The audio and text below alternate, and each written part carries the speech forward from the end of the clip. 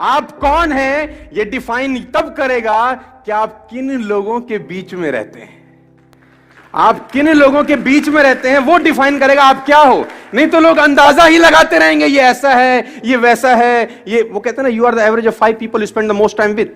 आप उन 5 लोगों का एवरेज होते हैं जिनके साथ आप जीवन बिताते हैं। दोस्तों मैं आपको बताना चाहूंगा, फ्रॉम द लास्ट 15-16 ईयर जो भी मैंने अचीवमेंट अपनी लाइफ में छोटा मोटा किया है, from a scooter to S class Mercedes, मैं इसलिए बता रहा हूं क्योंकि ये एक ऐसी हैबिट है जो अगर आप डेवलप कर सके, और वो है अच्छी संगत की हैबिट। देखो आप कुछ भी कंट्रोल कर सकते हो, लेकिन थॉट्स कंट्रोल करना बड़ा इंपॉसिबल काम होता है यार।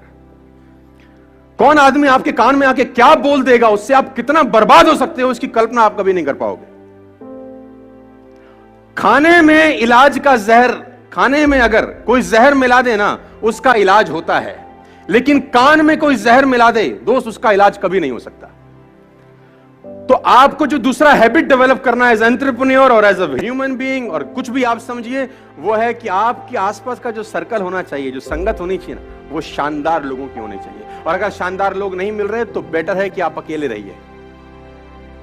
और ये एक ऐसी क्वालिटी है, अगर आप डेवलप कर सके तो आपको कहीं से कहीं तक पहुंचा सकती है। आपकी संगत डिसाइड करती है आपका फ्यूचर क्या होगा। मैं आपको बता दूं, अगर आपके ग्रुप में 8 लोग हैं जो फिटनेस को लेकर बड़े जिज्ञासु हैं और फिटनेस को लेकर बड़े मोटिवेटेड रहते हैं, मैं गारंटी के साथ कह सकता हूं आपका पेट निकला ही नहीं होगा। चैलेंज है। और लेकिन अगर आपकी संगत में सब रहते हैं आड़े टेढ़े, आपका भी 15-20 दिन बाद हाल वही होने वाला है। A people is known by the company, सुना ना आप लोगों ने डालोगे, है ना? आदमी की पहचान उसकी संगत से होती है। देखो, और सारा का सारा खेल संगत का है। हम उस दिन भी तो सेकंड हैबिट आपको डेवलप करनी पड़ेगी, और वो हैबिट है हैबिट ऑफ गुड कंपनी। और देखो, बैड कंपनी आपको नुकसान करेगी। अब पता कैसे चलेगा गुड है कि बैड? बड़ा अच्छा क्वेश्चन है ये, किसी ने मुझसे पूछा। अब किसी के माथे पे लिखा होगा गुड है? मैं आपको बता देता हूं, बड़ा सिंपल फिलॉसफी है। जिन लोगों के बीच में बैठ के, जिन लोगों के बीच में बैठ के आपको बड़े ड्रीम्स, बड़े विजन्स और रात को नींद ना आने वाली कहानियां बनती हैं, वो कंपनी आपके लिए परफेक्ट है। जिन लोगों के बीच में आप अनकंफर्टेबल रहते हैं, जिन लोगों के बीच में आप अनकंफर्टेबल रहते हैं, वो कंपनी आपके लिए परफेक्ट है। जिन लोगों के बीच में आप कंफर्टेबल हैं, वो कंपनी आपके लिए परफेक्ट नहीं है, क्योंकि आगे बढ़ने के लिए आपको अनकंफर्टेबल जोन में जाना ही होगा। उस जोन में कभी मत रहिए जहां आप कंफर्टेबल हैं, क्योंकि सफलता और कंफर्टेबिलिटी का आपस में कोई मिलान नहीं है। सफल वही व्यक्ति होगा जो जिंदगी में अनकंफर्टेबल रहा है। You are the average of 5 people you spend the most time with, number 1। Number 2, कभी भी अपनी लाइफ में अंदर आप एंटरप्रेन्योर हैं, आप धंधा करेंगे, आपके कंपटीशन में भी बतेरे सारे लोग आएंगे।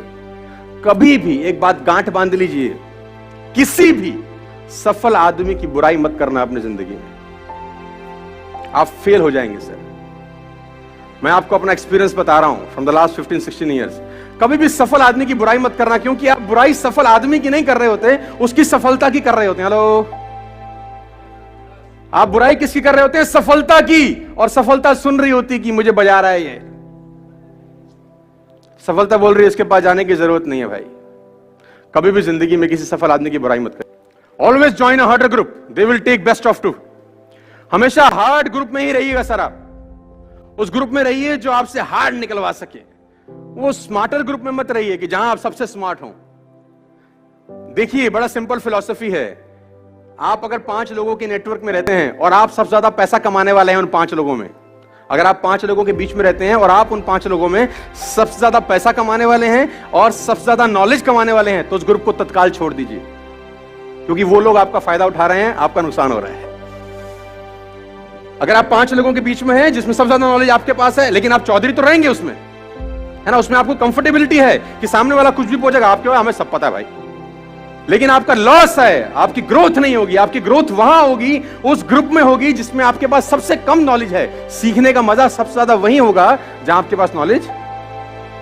बात समझ में आई?